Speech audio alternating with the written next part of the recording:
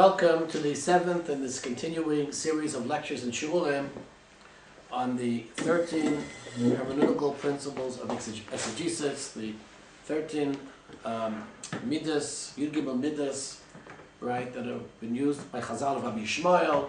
They're used to interpret scripture. At the end of last week's shiur, I raised a question in a Gemara in Temura, in Zayin and Aleph. And the Gemara in Temura, it's actually, I'm just quoting this towards the end of the Baraitha. The Temura says, "Masnisa Tanam on Tez Zayin and Aleph." In the traditional edition, it's 3 lines before the lines become eternally long. Tana Elef v'sheva mayos kalam v'chamoyrin u'gezerah shavas dikdukei sofrim nishtachu b'mei evla shel Moshe. In other words, 1,700 va-chomers, gezerah shavas, and dikdukei sofrim. Dikdukei sofrim, Rashi learns. Rashi brings a from Masechus Shkalim. That means that sometimes when halachas are taught, they're taught in terms of numbers. For example, like 15. First Mishnah in Yavamah, the 15 women exempt their husbands from Yom Chalitza. So these were forgotten during the time of the Avelas, during the time of the morning of Moshe Rabbeinu, which according to Torah was 30 days. They were forgotten. Says Rabbi Yavo, pilpul. Nonetheless, Osniel ben Kanaz was machzer them, restored them. Whatever restored means here, restoration means here. Right? Based upon pilpul. And he brings a pasuk and Yilkan Osniel ben Kanaz, Achi Kolev, V'yitin loy as Achsa Bitul Isha, etc. My question is that in light of what we've been saying, how are we to understand this place and this piece of Chazal? I mean, my contention has been that a gezerah shawah, right, and certainly, I mean, a itself is a logical principle. Even a gezerah shawah is always preceded by a gezerah shawah is always preceded by a hekesh, a logical equation, right? At which time in history, Hillel, as the Baraitha goes on to tell us, right, formalized the gezerah shawah, which is much more linguistic in nature as opposed to the logical principle of the hekesh. This we've spoken about over the last number of shiurim. What does it mean? So first of all, what do Chazal mean when they say gezerah shavas and va-chomers? I mean, I'm sure Moshe Rabbeinu meant gezerah shavas and va-chomers, but what does gezerah shavas mean when we're speaking about Moshe Rabbeinu? I mean, in terms of we'll be learning the formal notion of gezerah shavas really is back with Hillel. Of course, we could always say that, in other words, when the Gemara is speaking about a gezerah shavas, it's speaking about the type of gezerah shavas of Moshe Rabbeinu. In other words, the hekesh that Moshe Rabbeinu would make, according to what we're saying, right, is in fact actually the gezerah shavas. We could say like that. Or we could say that in fact it was a gezerah shavas, and what we've spoken about the last number of shiurim is the tekuf immediately preceding Hillel. But in other words, in any case, what's meant by gezerah shavas of Moshe Rabbeinu? What's meant by dikdukei sofrim of Moshe Rabbeinu? The sofrim, according to Rashi, is a feature of the Mishnah. What does the two sofrim have to Moshe Rabbeinu? Now, I know this term is used many often. The Gemara says Brachas Daf Hey Aleph, because Baruch Hashem Moshe Rabbeinu, Moshe Rabbeinu was given Tanakh, Mishnah, Gemara. Gemara says in the Testament based on Megillah, right? Even dikdukei of the sofrim in later generations. But okay, this also begs the question: what is the Gemara referring to? But yeah, Triebitz is assuming that Moshe Rabbeinu did not have the text of the Mishnah in front of him. Did he have the text, our text of the Mishnah in front of him? He might have had the halacha, but I would assume that our text. Right. It depends how. So I'm getting the test. I mean, he had all the chidushim, all the sofrim before of him. There are some people who would learn like that. What I'm suggesting is that the Gemara was coming to teach me a principle about Moshe Rabbeinu, and we shouldn't necessarily offer what I would call Karaic interpretations of Chazal. But in any case, we'll go further. We'll speak about that Gemara in Brachas Daf Hey Aleph a little bit later. Okay. One can certainly learn it means an explicit Mishnah. One can certainly means that the idea of Mishnah, of Gemara, of Drasha, right, was from Moshe Rabbeinu. Like the Gemara says It's interesting, the Gemara says in Pesayim and Alf and Shabbos that Moshe Rabbeinu thought of things be dikdukei, and then the Gemara says Midos. So there's a well-known dispute, machlekes between the Tosfos there in Pesayim and Alf and Shabbos and between the Gur Aryeh, and the Tosfos says the drasha is obviously an asmachta. So therefore, in other words, according to Tosfos, when Moshe Rabbeinu makes a drasha, the Tosfos would learn that it doesn't necessarily mean he's making actually a drasha. It means that he thought of something himself, and then somehow after that, Moshe Rabbeinu was semechet on what we would call a drasha. So according to that Tosfos, it would come out that, in other words, we were speaking about gezerah shawah and Gemara and Mishnah could also be understood along with the Tosfos. In other words, Moshe Rabbeinu certainly had, these ideas of formulating the halacha, right? In the Torah Shmial Peh, Moshe Rabbeinu had. What we technically call Mishnah and Gemara, those are terms that that develop later. I'm not really want to go into that now. Just what does Baraitha say? Just for the Baraitha, I don't say he doesn't call Tosfos apikosim. He basically insinuates that they have no respect for Chazal. Where's the Baraitha? The Baraitha is actually in Shmois. I believe the Baraitha is in Pashas Yisroi. When Moshe Rabbeinu says Hayom, and Moshe Rabbeinu adds a Yom Midaitai, so there the Baraitha quotes the Gemara. Actually, why she quotes the Gemara in the Chumash, and the Baraitha quotes the Tosfos, and to say it's only a Samachta, so the Baraitha says that doesn't really show much respect for Chazal. And I was the Baraitha implying that Tosfos doesn't have respect for Chazal. I leave that up to you. But in any case, the Baraitha understands that in Lishitasai that an Asmachta is really not much different than that of a drasha. But right now, I think this is neither here nor there. Certainly, a pida Tosfos, midaita, we can understand that we have to understand these Agadotas literally. For those of you who still accept the Rishonim commentary on Agadotas. Now, but in any case, the question I want to ask is, what does it mean they were forgotten? In 30 days, they forgot 1,700 gezerah shavas, va-chomers, dikdukei sofrim. And not only that, what does it mean also Ganash restored them up based upon pilpul? First of all, a va-chomer is a logical principle. A gezerah shavah, as I've explained in the shiurim, is based upon a logical principle. And certainly, dikdukei sofrim is a nusach of a Mishnah. In other words, what does it mean? What is this pilpul that also the Ganaz is introducing? Are we going backwards? Are we taking the Midos and we're going backwards in time? We're restoring them to a pre-Midos state where there was only pilpul. That's my question. Now, the fact is that the Gemara even says it has va-chomers bays. Is that until Moshe, the same Gemara in Temura says Moshe Shemesh Yisrael ben Yazar, they used to learn Torah like Moshe Rabbeinu. From afterwards, they didn't learn Torah like Moshe Rabbeinu, which means that, in other words, the derech halimud until Yisrael ben Yazar, who was the very beginning of the Zugais and beginning of the Mishnayos, right? Also, they didn't learn Torah the same way. So once again, like I said before, when it says gezerah shava va-chomer, it's not clear we can understand those terms, right, the way we commonly understand them in Shas, because they didn't learn.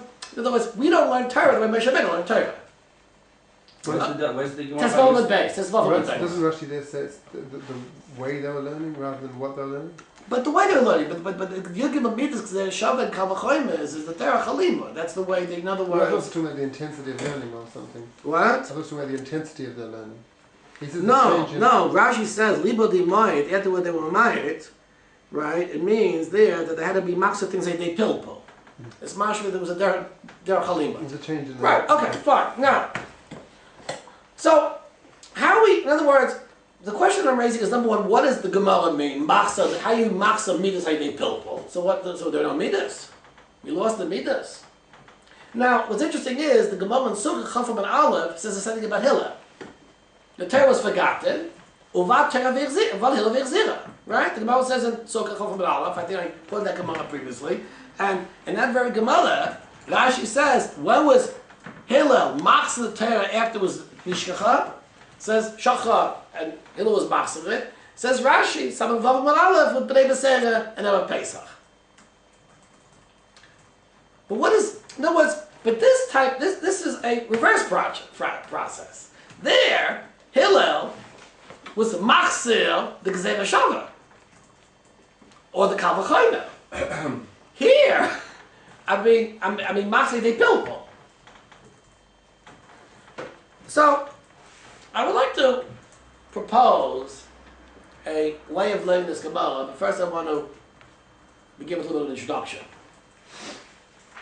Many times in Agaditas, I suppose that one could say Agaditas have many purposes, but I always like to think that Agaditas are coming to teach me something. They're not coming to tell me things about history, even though I'm sure they'll Agaditas are telling me something about history. But many Agaditas, I think, are coming to use. Now, I'm not going to call it a Moshe, because there's no reason to think that, Osniel historically was not machzir things that they people. But an Agadita also is coming to teach me something, a didactic purpose. It's coming to tell me, Chazal felt it very important to tell me Agaditas, especially in the middle of Masechtas. Now, what are Chazal coming to teach me here? Now, there's an interesting Gemara, Yud Amud Beis, in Eruvin, and Rebbe, the Gemara there, Yud Amud Beis, in Eruvin, and there, Rebbe makes a very interesting Gemara there speaking about Rabbi Meir. And Rebbe says, I'm quoting the Gemara, Yud Amud Beis in Eruvin, Omer Rebbe, Haid b'chadrona b'chavroi, why am I smarter than my friends, my friends? The chazis l'mei ma'choyre. I saw the back of Rabbi Meir. Ve'ilu chazisi b'kamei. If I would have seen in front of him, how we b'chadim l'tfei? I would be smarter. We could ask two very simple questions. First of all, what makes you so smart about seeing the back of a person in front of a person? But even more so, well, if you would have been smart, so why didn't you see the front of him? Just, turn around or go to the other side of the room.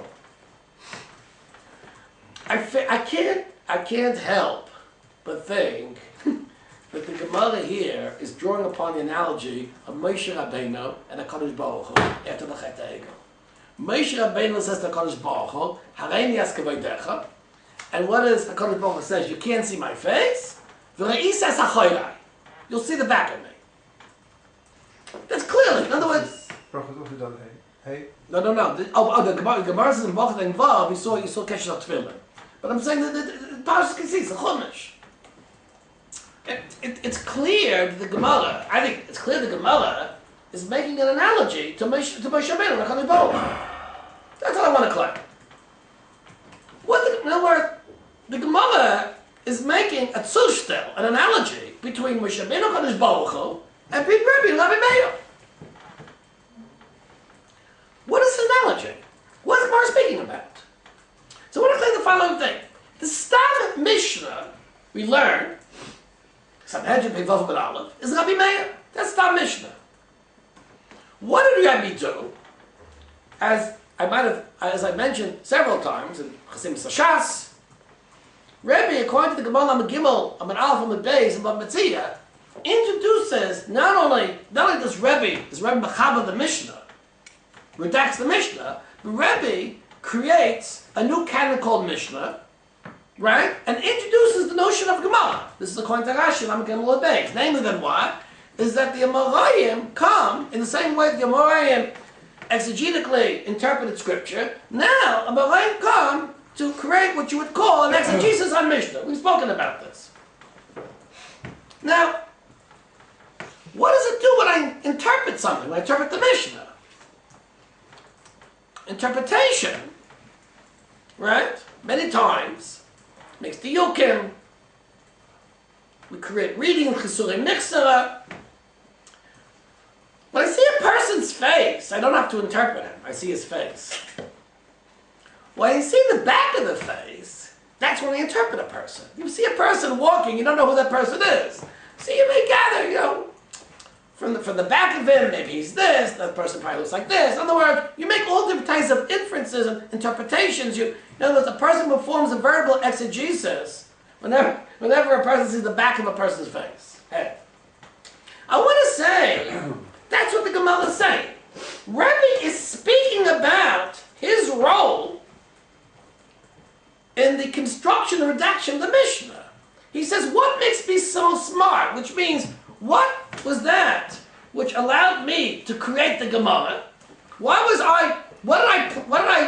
I play this role in history? Why was I assigned this role in history? Because I saw the back of Rabbi Meir. Seeing the back of Rabbi Meir means is that I was able to understand the notion of interpreting Mishnah. That's called Gemara. Like Rashi defined, every Rashi, a few places in Shabbos, Hayim and Aleph, brachas. Hayim and Aleph and brachas, you know, Aleph and Beis and brachas, from Zayin and Beis and brachas. Gemara is the interpretation of Mishnayos. Gemara is taking Mishnayos and dialectically opposing them, offering interpretations and resolutions. In other words, Rebbe in this Gemara, in the Gimel Beis, is commenting upon his role in the redaction of the Mishnah, which is Tam Rabbi Meir. It's very, very good. In other words, so what do we see?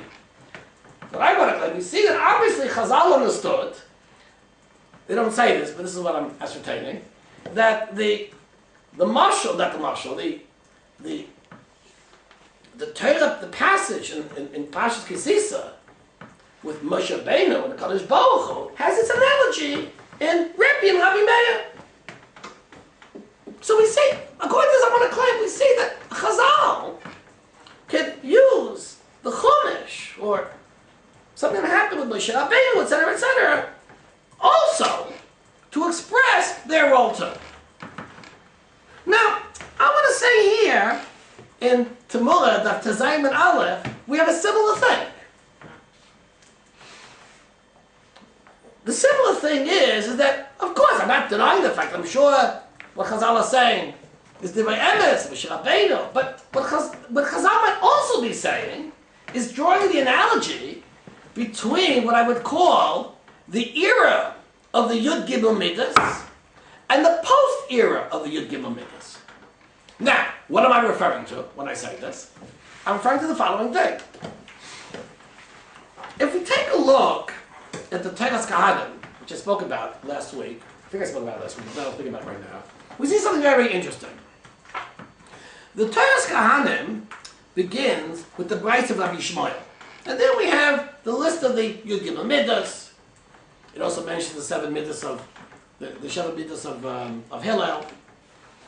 But if we look afterwards the text of the Teras Kahanim, we don't see necessarily that the Teras Kahanim, the method of Teras Kahanim necessarily follows Yud Gimel Midos, but more so we see what's called a lot of shakla v'talia, give and take.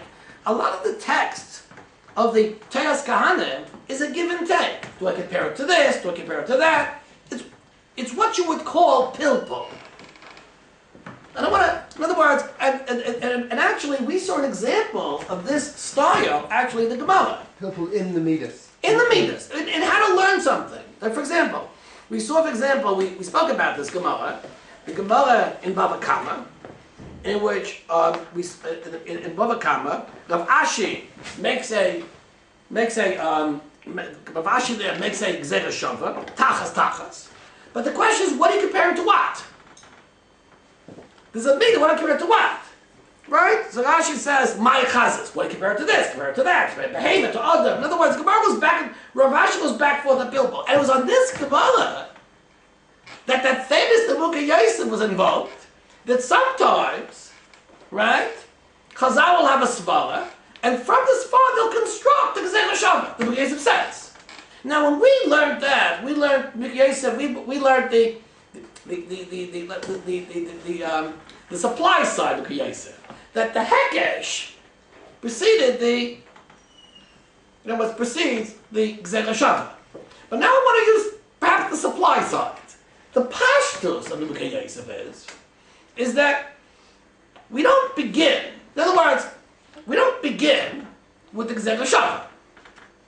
We don't begin with the hekesh.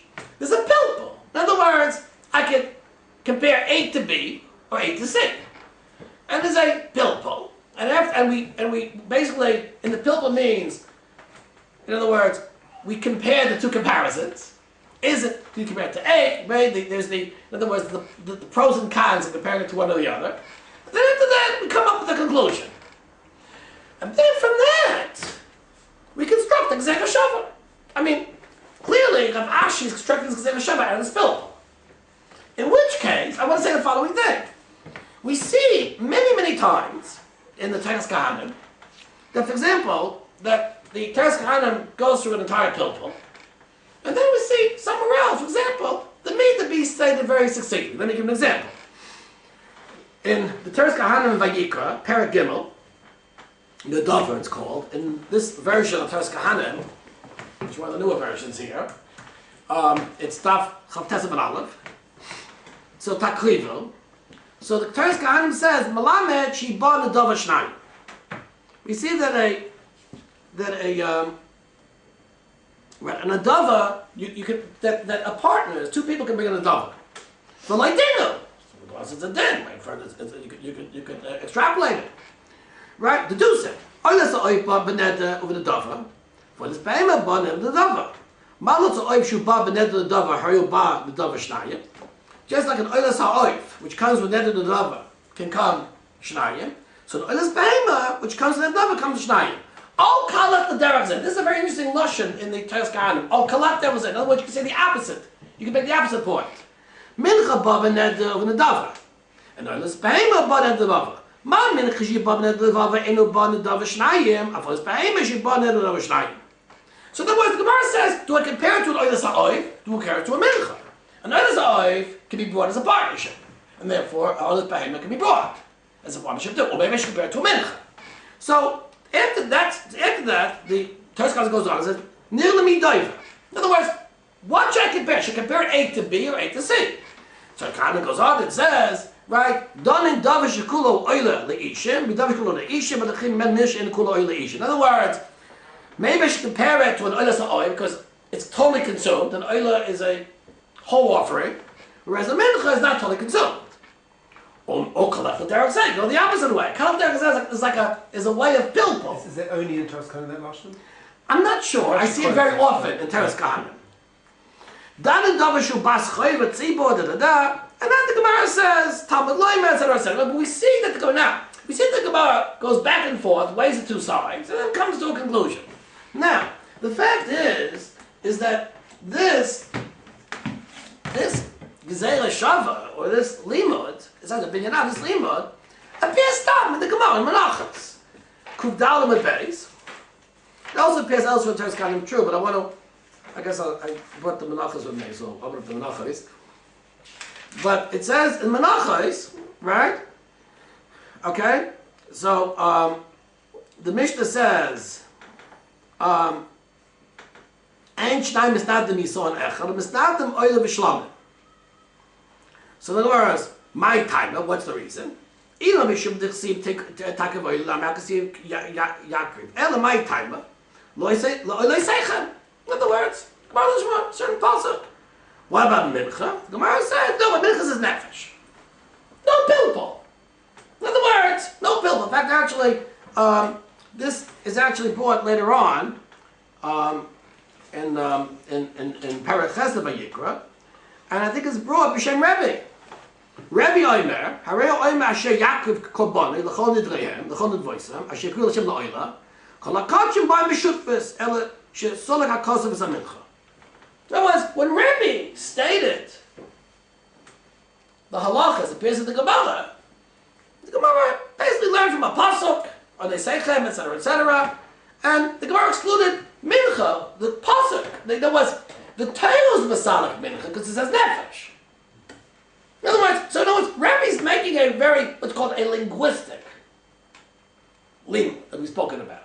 The linguistic is very, but the fact is that here in this Teres Kahanim, the Gemara goes through the entire masamata. Now, I'm tempted to think there's no reason after Rebbe has the limo. There's no reason to go through masamata. We was a fait accompli. We don't know what the halacha is. I'm tempted. I'm not tempted. I really believe.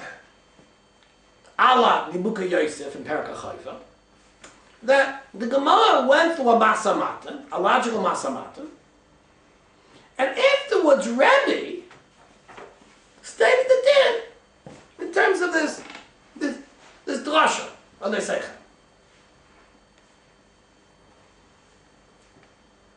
Okay, now.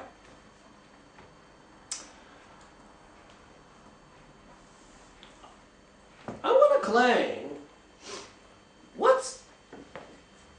if I understand that the logic here is, I have a pilpul.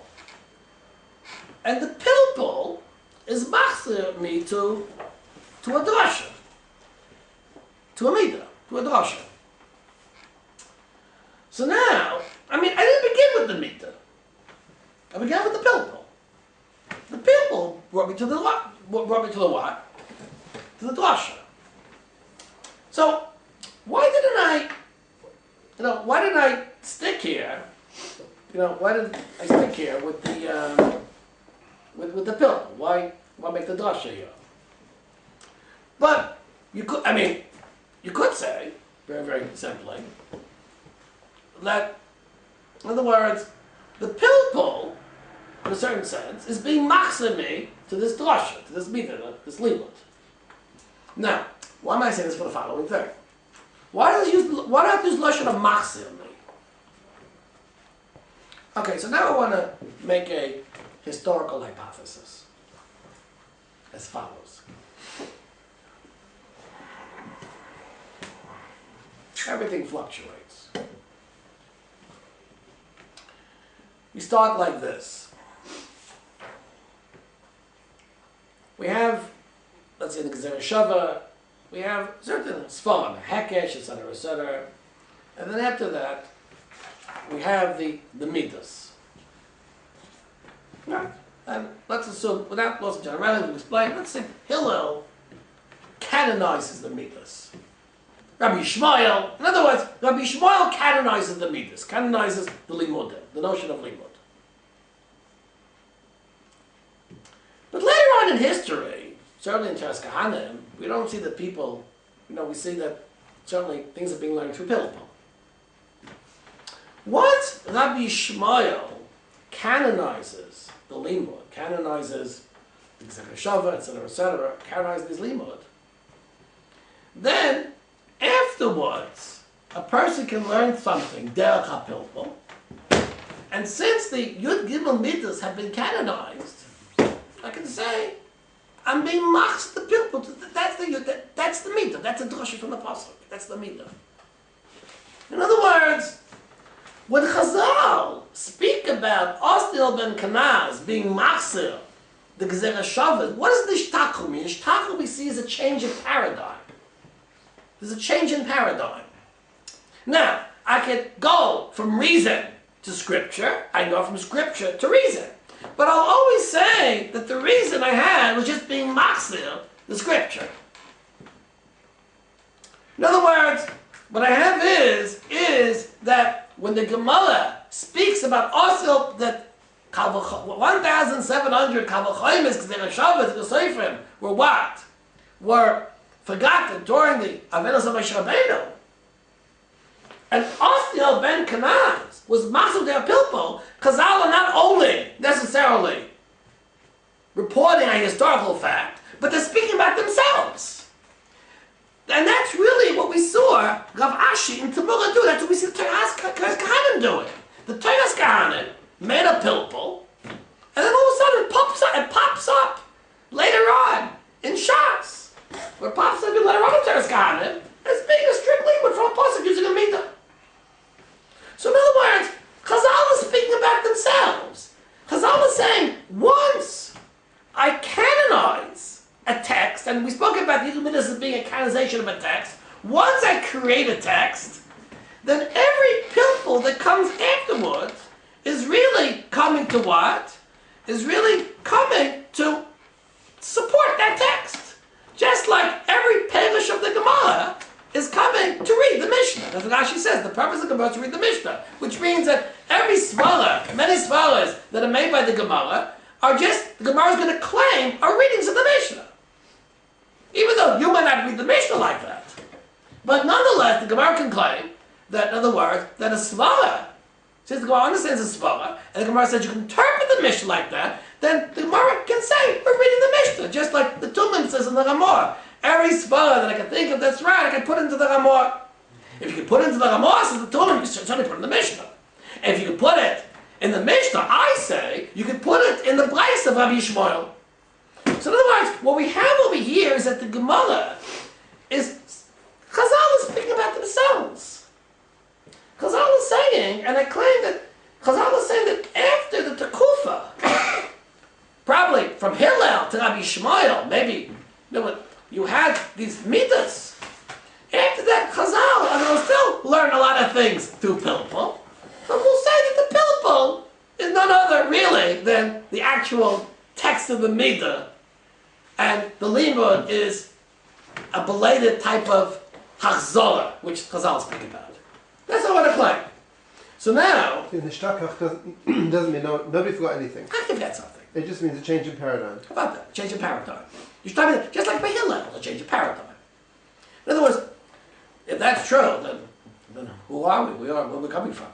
So what's the majus of the word nishtachu? So in other words, that's a good question. Why did Chazal use nishtachu? Because you could say it's a forced forgetting. It's an intentional forgetting, right? But you could say it like that. But I want to say that in other words, shichacha could mean, when I forget something, shichacha to mean two things. I can say that, in other words, it could be constantly be that, that you can blame me, I forgot it. Or you could say was forgotten. What does was forgotten mean? It means is that somehow one generation doesn't have the tools of the previous generation. In other words, what? They've got more tools, the different tools. Right, they're different tools. But in other words, I forgot the first tools. In other words, for example, like you could say that after we learned how to use the computer, people forgot, how to use, or after you use your cell phone, people forgot how to use the telephone. Or for example, after I learned how to drive a car, I forgot how to ride a bicycle. Maybe I forgot how to ride a bicycle. No one rides bicycles anymore. After I used a computer, I forgot to use an abacus. In other words, what's forgotten means that people no longer are using that. So it's not, forgotten can mean two things in English. It can either mean I ask to forget something, or it can mean it's not used anymore. For example, something like a forgotten art. A forgotten art means people don't do it anymore. Now, for example, my wife tried to fix a certain chair, and it's a chair like with a bamboo that you have to weave or something. It's called, cane. And someone said, well, that's a forgotten art. It's a forgotten art. No one forgot it, but people don't do it. Forgotten could mean people don't do it. That's in English. I don't know what Shtach means in Chazal. It could mean like that. The Gemara sounds like Osniel ben Kenaz was a pioneer. It was forgotten until Osniel ben Kenaz came and brought it back through pilpul. But he brought it to pilpul, but you see, he didn't remember the va-chomers and thing. He had to reinvent it. But it sounds like Osniel ben Kenaz wasn't just a product of his time where everyone was doing this, was doing pilpul. He was or it could possibly be either that, or maybe Osniel ben Kenaz was the leader of this. Now I claim it could possibly be the leader of this pilpul, and the midrash might be Rabbi Akiva, which would claim, Mitzvah would play the next lecture, but actually, in other words, this din of the Yud Gimel Midas gives way to Rabbi Akiva. Rabbi Akiva, even though he does use Yud Gimel Midas, most times he's not using Yud Gimel Midas. In other words, Rabbi Akiva has a whole derech of drasha. In other words, Yud Gimel Midas is sort of like tools and techniques. Rabbi Akiva dashes every void. He's Darius Kisrei Isis, Rabbi Akiva. The crowns and the letter. He's not just using just logical principles. And we'll see Mitzvah. In fact, there's a machlokes Rabbi Yishmael and Rabbi Akiva. The Gemara says, "Lam zayin b'beis in Soita." The Rabbi Akiva says that Klam Pratim will give you in the Torah, will give you in Sinai. And Rabbi Yishmael says that Klam will give you in Sinai, and Pratim will give you later on. Now, they can speak about the Chumash Torah too, but you can understand it in a general way. In other words, according to Rabbi Yishmael, the Klalim will give it at Sinai, the Pratim will give it later on, meaning that what? The Klalim, which are the Yud Gimel Midas, are given at Sinai, and the Pratim later on is used because of the Pratim. Using the Yud Gimel Midas, we can go back to what? We can go back, we can derive the halacha. But Rabbi Akiva says, Klalim Pratim are given at Sinai. There's not a standard, deductive rules, but rather even a vav who bas koye, like Rabbi Yishmael says to Rabbi Akiva, I think in Nudalad in the Sanhedrin, you're going to put a person to death because of extra vav. And on that the Gemara says, Mishameis Rabbi Akiva, bottle covered Torah. In other words, Rabbi Akiva is willing to dash every vav. He's willing to dash every crown and every letter. So that's what means the pratim are given Sinai. In other words, every prat confine this bakor in the pasuk. Whereas according to Rabbi Shmuel, we have these techniques and blah, blah, blah. Now I'm not coming to create a whole Rabbi Shmuel, Rabbi Akiva school, because it's clear that in most of the as a whole. What I'm saying is that clearly, in other words, what Rabbi Akiva was the fact that kloma pratim and given that Sinai means that all it means is that I'm going to dash in every prat from every pasuk. So clearly, I'm not going to limit myself just to certain midas in which to address by him. I'm going to take every vav and even dash in kisrei isis that the Gemara says. We're going to use every possible way of drasha in order to take the entire Shemiel Peh and place it in the Torah Shabbat. So, in other words, what I want to say is that to conclude, the agaritas that are being spoken about here in Temura, these agaritas, I'm not, Chas v'shalom saying that Osniel wasn't on the pilpul, he was too. But they're also telling me that what? They speak about Chazal. Chazal love to speak about Chazal. Chazal are telling me about their things. In other words, and that's why the Gemara launches into agaritas, in my opinion, for among other reasons. Many times Chazal will have a sugya and they'll speak about themselves. In other words, Chazal understood that somehow through agaritas they can reveal a little bit of what they're doing. And that's why, right, we see in the bulk of the Teres Kahanim, we don't see a strict usage of the Midas. We see a lot of kalech there, of zechel, and there. The Teres Kahanim goes back and forth. In the Midah, you don't go back and forth. In the Midah, you have the Midah, you apply the principle, and that's it. Why go back and forth? The Teres Kahanim, in my opinion, the bulk of the Teres Kahanim was the pilpul, call it the Osniel ben Kanaz type of pilpul. And I claim that that's why the Teres Kahanim begins with the Yud Gimel Midas of Rabbi Yishmael. Because all of this pilpul is just coming to be machzir things that were learned through what? The Yud Gimel Midas, but they were forgotten. In other words, what the Gemara is saying is that in Jewish history, the paradigm and technique changed. And in Teres Kahanim, the paradigm and technique changed. We see in most of Teres Kahanim, there's very, very little use of most of the Yud Gimel Midas, right?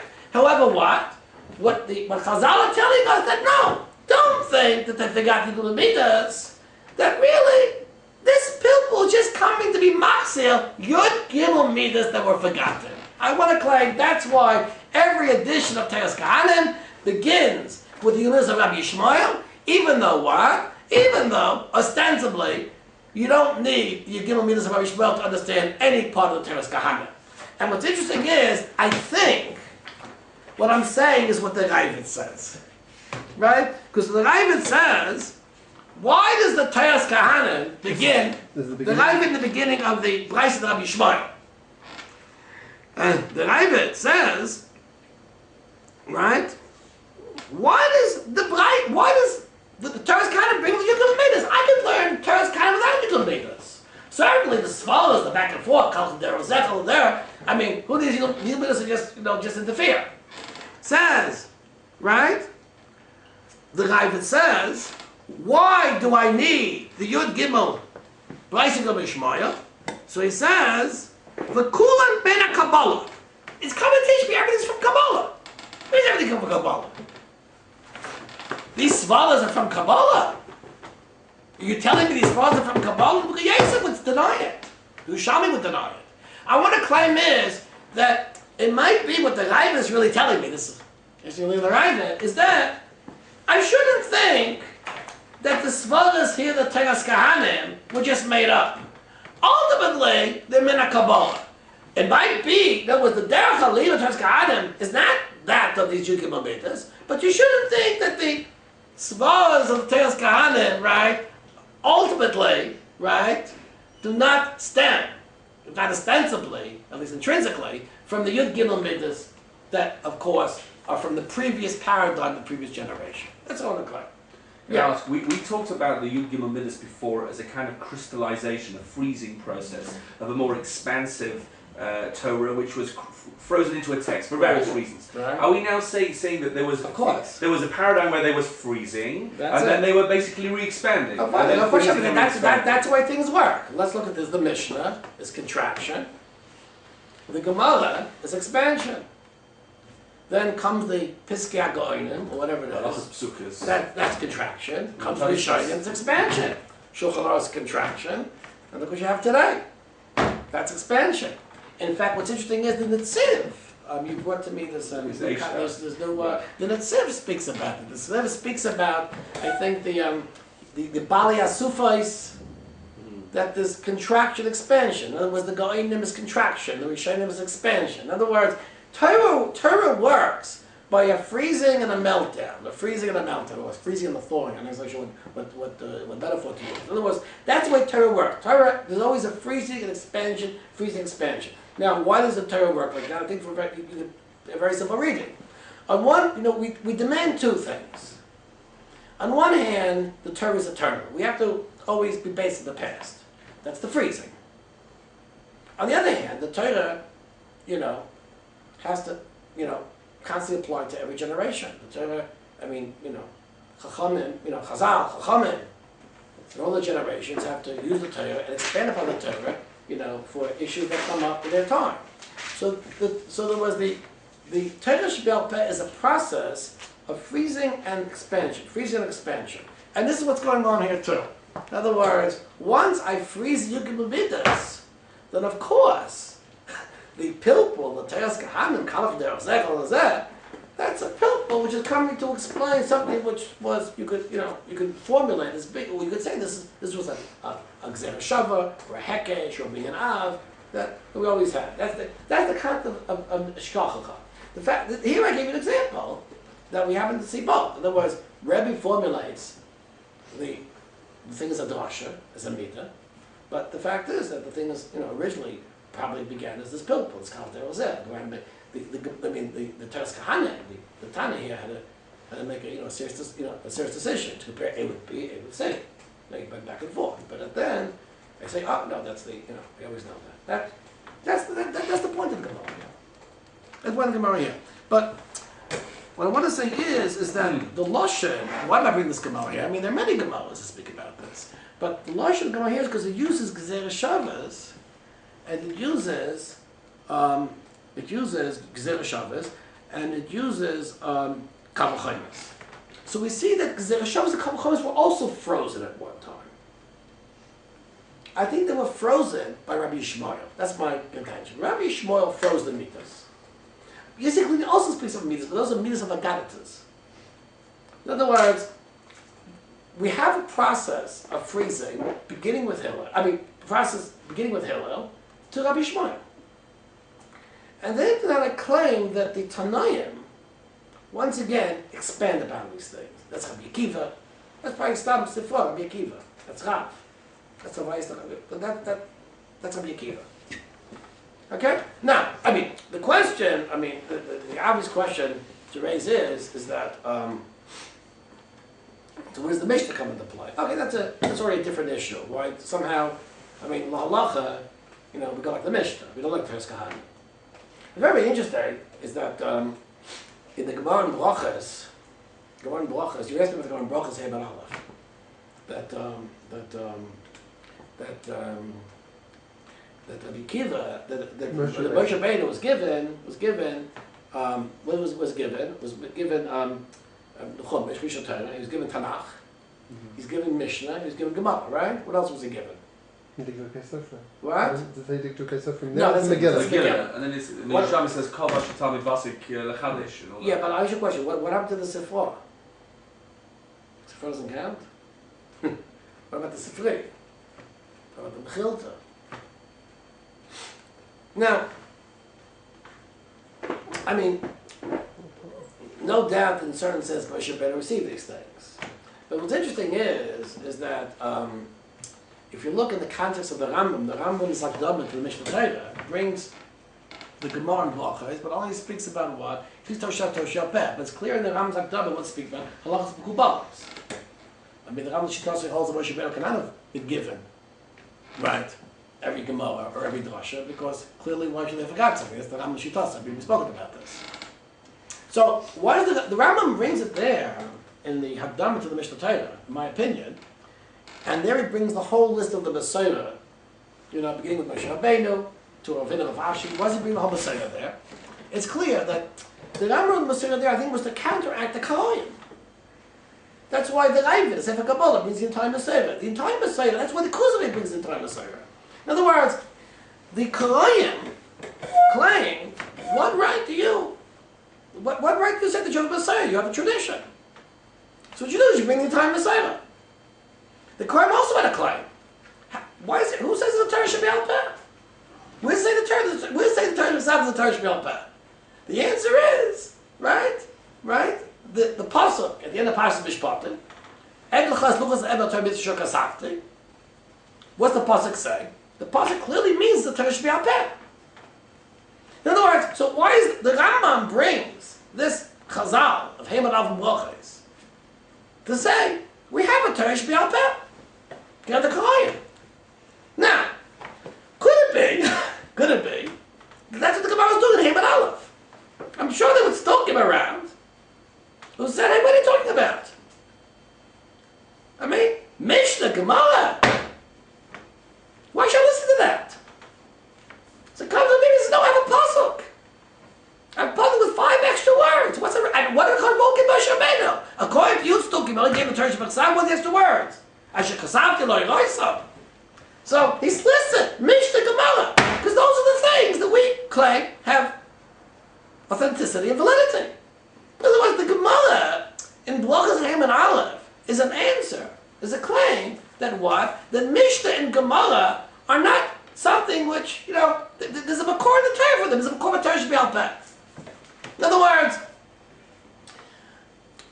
the Gemara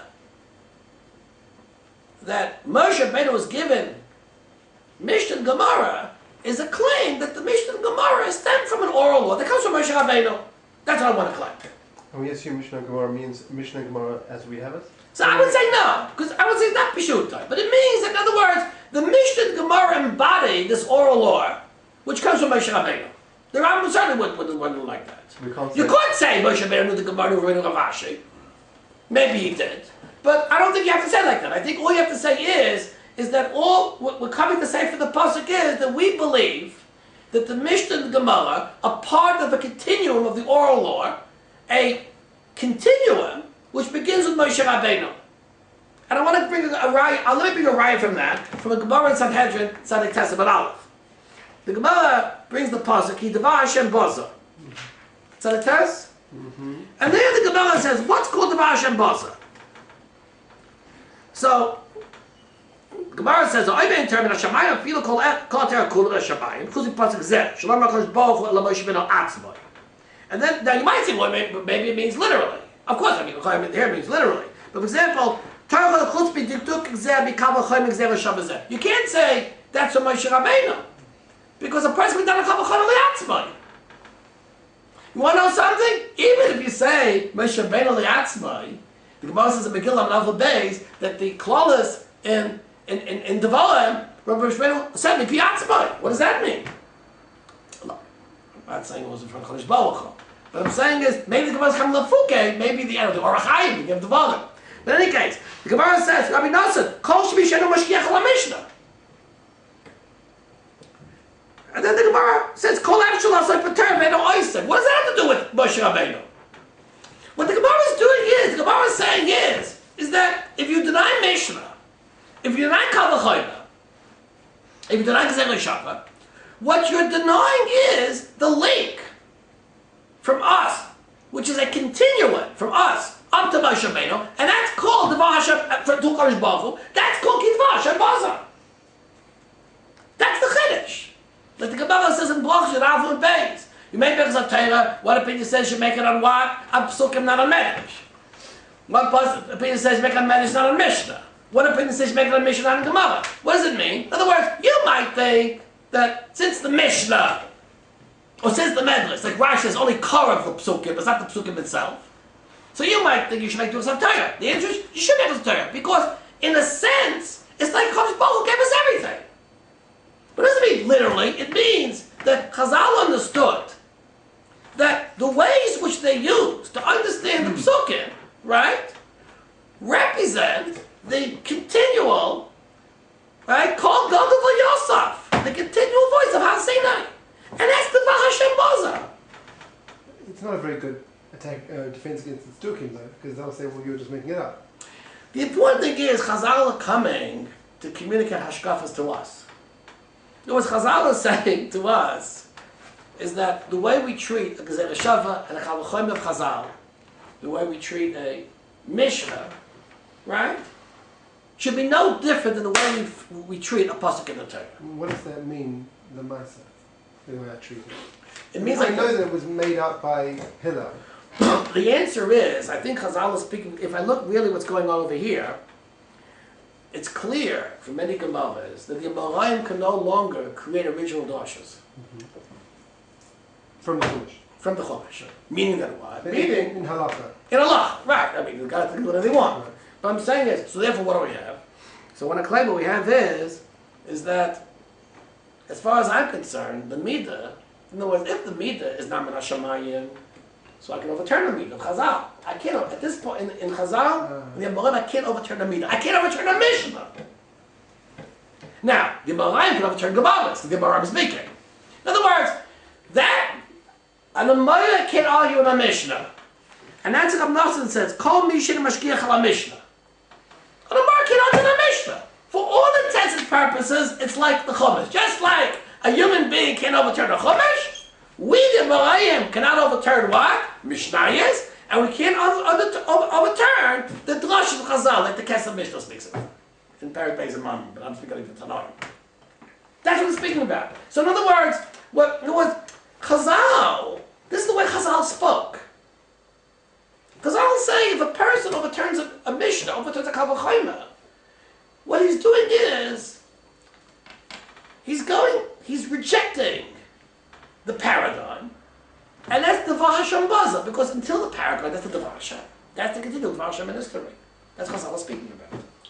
So at every change of paradigm, there's a certain amount of controversy. Right. Like, is this now the right time for the change with the gezeira and Hillel and even at Ayom Hazeh? Yeah. What is it? Just the hashgacha of how it works out that decides what the change of paradigm is? In other words, how do we know the Karai's come and say, well, we're a new change of paradigm, we're now going to learn like this? You're asking a good question. I think maybe we have to speak about the mitzvah the next time. In other words, when does it happen that paradigm changes? Once again, why did Rebbe decide at this point, to redact the Mishnah, and after that is Gemara. So, in other words, there are all different types of possibilities. Could possibly be that, this is actually one of the discussions about, what is the Chassidus of Shabbos? Do we say it's a year, it's a Torah, it's a not? Right? This goes into things that maybe we'll speak about it another time.